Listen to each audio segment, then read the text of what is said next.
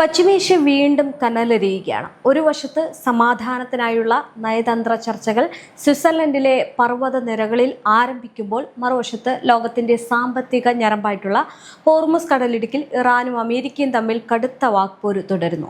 ലെബനാനിൽ Israel നടത്തുന്ന വ്യോമാക്രമണങ്ങൾ America Iran പ്രാഥമിക കരാറിന്റെ ലംഘനമാണെന്നാരോപിച്ച് ഇറാൻ ഹോർമുസ് കടലിടുക്ക് അടച്ചതായിട്ട് പ്രഖ്യാപിച്ചതാണ് പുതിയ പ്രതിസന്ധിക്ക് കാരണമായത്. എന്നാൽ ആഗോള എണ്ണക്കടത്തിന്റെ കേന്ദ്രമായിട്ടുള്ള ഈ ഒരു ജലപാതയിലൂടെ ഇപ്പോഴും കപ്പലുകൾ സുരക്ഷിതമായിട്ട് നീങ്ങുന്നുണ്ട് എന്ന അവകാശവാദവുമായിട്ട് അമേരിക്കൻ സൈന്യവും രംഗത്തുണ്ട്.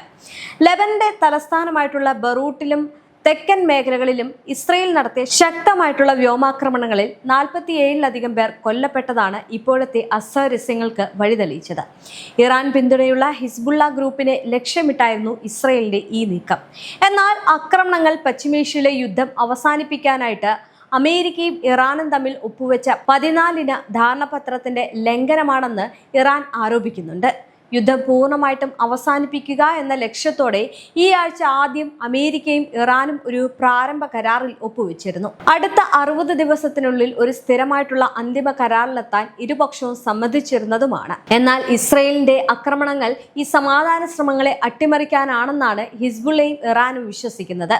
ഇതിന് മറുപടിയായാണ് തങ്ങളുടെ സൈന്യമായ ഇസ്ലാമിക് റവല്യൂഷണറി ഗാർഡ് കോർപ്പസ് വഴി ഹോർമുസ് കടലിടുക്ക് അടയ്ക്കുകയാണ് എന്ന് ഇറാൻ പ്രഖ്യാപിച്ചത്.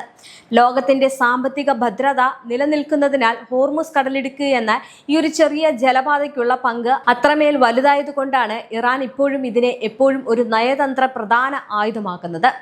അമേരിക്ക എനർജി ഇൻഫർമേഷൻ അഡ്മിനിസ്ട്രേഷന്റെ കണക്കുകൾ പ്രകാരം ലോകത്തിലെ ഏറ്റവും വലിയ അസംസ്കൃത എണ്ണ ടാങ്കറുകൾക്ക് സഞ്ചരിക്കാൻ പാകത്തിലുള്ള ആഴമുള്ള ഈ ഇടുങ്ങിയ കടലിടുക്കിലൂടെ പ്രതിദിനം ഏകദേശം 20 ദശലക്ഷം ബാരൽ എണ്ണയും എണ്ണ ഉൽപ്പന്നങ്ങളുമാണ് കടന്നു പോകുന്നത്.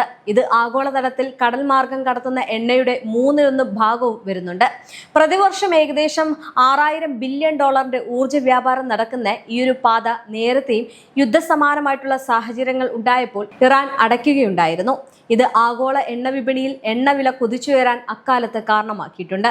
എന്നാൽ ഹോർമുസ് കടലിടുക്ക് അടച്ചതായിട്ടുള്ള ഇറാന്റെ പ്രഖ്യാപനങ്ങൾ നിലനിൽക്കുമ്പോഴും നിലവിൽ കപ്പൽ ഗതാഗതം തടസ്സപ്പെട്ടിട്ടില്ല എന്നാണ് അമേരിക്കൻ സെൻട്രൽ കമാൻഡ് വ്യക്തമാക്കുന്നത്. ഒരൊറ്റ ദിവസം തന്നെ 55 വാണിജ്യ കപ്പലുകൾ 17 ദശലക്ഷം ബാരലിലധികം എണ്ണയുമായിട്ട് ഇതിലൂടെ സുരക്ഷിതമായിട്ട് കടന്നുപോയതായിട്ട് അവർ ചൂണ്ടിക്കാണിക്കുന്നു. ഈ ഒരു തന്ത്രപ്രധാന പാതയുടെ സുരക്ഷ ഉറപ്പാക്കാനും ഗതാഗതം തടസ്സമില്ലാതെ തുടരുമെന്ന് ഉറപ്പുവരുത്താനും അമേരിക്കൻ സൈന്യം പ്രദേശത്ത് നിരീക്ഷണം ശക്തമാക്കിയിട്ടുണ്ട് എന്നും അമേരിക്കൻ വക്താക്കൾ അറിയിച്ചു. ഹോർമുസ് കടലിടുക്കിലെ തർക്കങ്ങൾക്കിടയിലും ഇരു രാജ്യങ്ങളും തമ്മിലുള്ള ഉന്നതതല ചർച്ചകൾക്ക് സ്വിറ്റ്സർലൻഡിലെ ബർഗൻസ്റ്റേക്ക് റിസോർട്ടിൽ തുടക്കമാവുകയാണ്. ഇറാനിയൻ ആണവ പ്രശ്നത്തിലും ലെബനനിലെ വെടിനിർത്തൽ വിഷയത്തിലും പുരോഗതി ഉണ്ടാക്കുകയാണ് ഈ ചർച്ചകളുടെ പ്രാധാന്യം. പശ്ചിമേഷ്യയിൽ സമാധാനം പുനഃസ്ഥാപിക്കുന്നതിനായുള്ള നയതന്ത്ര ചർച്ചകളിൽ വളരെ നിർണായകമായിട്ടുള്ള ഒരു മധ്യസ്ഥ പങ്കാണ് പാകിസ്ഥാൻ വഹിക്കുന്നത്. അമേരിക്കയും ഇറാനും തമ്മിലുള്ള ഈ ഒരു ഇസ്ലാമാബാദ് ധാരണാപത്രം സാധ്യമാക്കിയതിൽ പാകിസ്ഥാന്റെ മുൻകാല ഇടപെടലുകൾ വളരെ വലുതായിരുന്നു എന്നാണ് അവരുടെ അവകാശവാദം.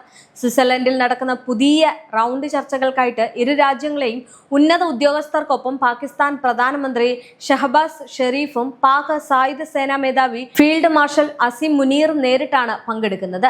അമേരിക്കയെ പ്രതിനിധീകരിച്ച് വൈസ് പ്രസിഡന്റ് JD വാട്സും പ്രത്യേക പ്രതിനിധി സ്റ്റീവ് വിറ്റ്കോഫും ജെറേഡ് കുഷ്ണറും എന്നിവരും ഇറാന്റെ ഭാഗത്തു നിന്ന് പാർലമെന്റ് സ്പീക്കർ മുഹമ്മദ് ബാഗർ ഗാലിബാഫും വിദേശകാര്യമന്ത്രി അബ്ബാസ് അരാഗ്ചി എന്നിവരുമാണ് ഈ ഒരു സുപ്രധാന സമാധാന ചർച്ചകൾക്ക് നേതൃത്വം നൽകുന്നത്. ചർച്ചകൾക്കായിട്ട് സ്വിറ്റ്സർലൻഡിലേക്ക് തിരിക്കുന്നതിന് മുമ്പ് അമേരിക്കൻ വൈസ് പ്രസിഡന്റ് JD വാട്സ് മാധ്യമങ്ങളോട് പറഞ്ഞത് ഇസ്രയേലും ലെബനാനും തമ്മിലുള്ള സംഘർഷങ്ങൾ മെച്ചപ്പെടുന്നുണ്ട് എന്നാണ്. എന്നാൽ ഭൂമിശാസ്ത്രപരമായിട്ടുള്ള യാഥാർത്ഥ്യങ്ങൾ ഇപ്പോഴും സങ്കീർണമാണ്.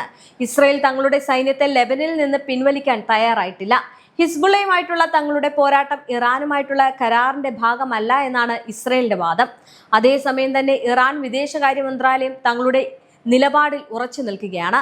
അമേരിക്ക തങ്ങളുടെ പ്രതിബദ്ധതകൾ പാലിക്കണമെന്നും ലെബനനിലെ ഇസ്രയേൽ അധിനിവേശം അവസാനിപ്പിക്കാൻ സമ്മർദ്ദം ചെലുത്തണമെന്നാണ് ഇറാന്റെ ആവശ്യം. ഇറാനും അമേരിക്കയും തമ്മിലുള്ള ആണവ തർക്കത്തിന് പതിറ്റാണ്ടുകളുടെ പഴക്കമുണ്ട്. സമാധാനപരമായിട്ടുള്ള ആവശ്യങ്ങൾക്കല്ല, മറിച്ച് അണുബോംബ് നിർമ്മിക്കാനാണ് ഇറാനിയൻ യുറേനിയ സമ്പുഷ്ടീകരണം നടത്തുന്നത് എന്ന അമേരിക്കയുടെയും ഇസ്രയേലിന്റെയും ആരോപണമാണ് ഇതിന്റെ കാതൽ. ഇതിനു മുമ്പ് 2015 ബറാക് ഒബാമ അമേരിക്കൻ പ്രസിഡന്റ് ആയിരുന്ന കാലത്ത് ഇറാനും ലോകശക്തികളും തമ്മിൽ ഒരു ചരിത്രപരമായിട്ടുള്ള ആണവ കരാർ ഒപ്പുവെച്ചിരുന്നു. ഇറാന്റെ ആണവ പദ്ധതികൾക്ക് കർശന നിയന്ത്രണം ഏർപ്പെടുത്തുന്നതിന് പകരം അവരുടെ മേലുള്ള സാമ്പത്തിക ഉപരോധങ്ങൾ നീക്കുക എന്നതായിരുന്നു കരാർ. എന്നാൽ 2018 ഡൊണാൾഡ് ട്രംപ് ഈ ഒരു കരാർ ഏകപക്ഷീയമായിട്ട് റദ്ദാക്കുകയും ഇറാനുമേൽ വീണ്ടും കടുത്ത സാമ്പത്തിക ഉപരോധങ്ങൾ ഏർപ്പെടുത്തുകയും ചെയ്തു. ഇതോടെ ഇറാന്റെ സാമ്പത്തിക രംഗം, പ്രത്യേകിച്ച് എണ്ണ വ്യാപാരം പ്രതിസന്ധിയിലായി. അമേരിക്ക കരാറിൽ നിന്ന് പിന്മാറിയതോടെ ഇറാൻ കരാറിലെ വ്യവസ്ഥകളിൽ നിന്ന് പടിപടിയായിട്ട് പിന്മാറുകയും യുറേനിയ സമ്പുഷ്ടീകരണത്തിന്റെ തോത് വർദ്ധിപ്പിക്കുകയും അന്താരാഷ്ട്ര ആണവോർജ്ജ ഏജൻസിയുടെ പരിശോധനകൾക്ക് നിയന്ത്രണം ഏർപ്പെടുത്തുകയും ചെയ്തു. ഈ ആണവ തർക്കം വെറുമൊരു സാങ്കേതിക പ്രശ്നമല്ല, മറിച്ച് ലെബനനിലെ ഹിസ്ബുള്ള, ഗസയിലെ ഹമാസ് തുടങ്ങിയ സായുധ ഗ്രൂപ്പുകൾക്ക് ഇറാൻ നൽകുന്ന പിന്തുണയും ഇസ്രയേലുമായിട്ട് ഇവർ നടത്തുന്ന യുദ്ധങ്ങളും ഈ പ്രതിസന്ധിയെ എപ്പോഴും സങ്കീർണമാക്കുന്നു. സ്വിറ്റ്സർലൻഡിൽ പാകിസ്ഥാന്റെ മധ്യസ്ഥതയിൽ നടക്കുന്ന ചർച്ചകൾ വെറുമൊരു ആണവ ചർച്ച മാത്രമല്ല, അത് പശ്ചിമേഷ്യയിലെ മുഴുവൻ സംഘർഷങ്ങളും അവസാനിപ്പിക്കാനുള്ള ശ്രമമാണ്. ഒരു 14 ധാരണാപത്രത്തിന്റെ അടിസ്ഥാനത്തിലാണ് ഇപ്പോൾ ചർച്ചകൾ നടക്കുന്നത്. മുൻകാലങ്ങളിൽ നിന്ന് വ്യത്യസ്തമായിട്ട് ഇത്തവണ ചർച്ചകളിൽ ആണവ പ്രശ്നത്തോടൊപ്പം പ്രാദേശിക യുദ്ധങ്ങളും ഒരുമിച്ച് പരിഗണിക്കുന്നു. ലബനാനിൽ ഇസ്രയേൽ നടത്തുന്ന ആക്രമണങ്ങൾ പൂർണ്ണമായിട്ടും നിർത്തണമെന്നാണ് ഇറാന്റെ പ്രധാന ആവശ്യം. ഇതിനായിട്ട് അവർ ഹോർമുസ് കടലിടുക്ക് അടയ്ക്കുമെന്ന ഭീഷണി ഒരു ആയുധമായിട്ട് ഉപയോഗിക്കുന്നു. കൂടാതെ ഇറാൻ അവരുടെ ആണവ നിലയങ്ങളിൽ നടത്തുന്ന ഉയർന്ന തോതിലുള്ള യുറേനിയ സമ്പുഷ്ടീകരണം ഉടൻ നിർത്തണമെന്നാണ് അമേരിക്കയുടെ ആവശ്യം. ഇറാൻ അണുബോംബ് നിർമ്മാണത്തിലേക്ക് എത്താതിരിക്കാൻ ഇത് അത്യാവശ്യമാണെന്ന് അമേരിക്ക വാദിക്കുന്നു.